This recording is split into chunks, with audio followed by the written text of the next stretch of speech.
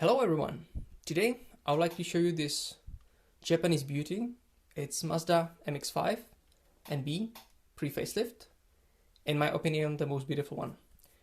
It's in 1:24 scale with detailed body, including interior. For easy battery access, trunk can be removed and have space for multiple battery sizes.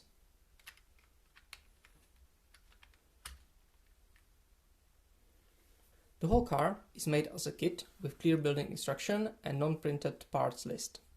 Car is really cheap to build. The non-printed parts cost under $20 excluding the controller.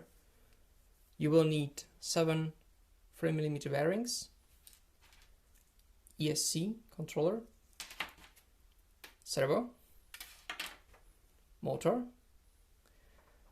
RC receiver that is already inside the car, and the battery.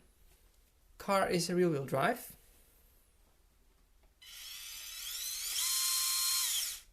I choose 1000 RPM motor. This provides enough torque and speed for drifting. And for front axle has Ackerman steering geometry,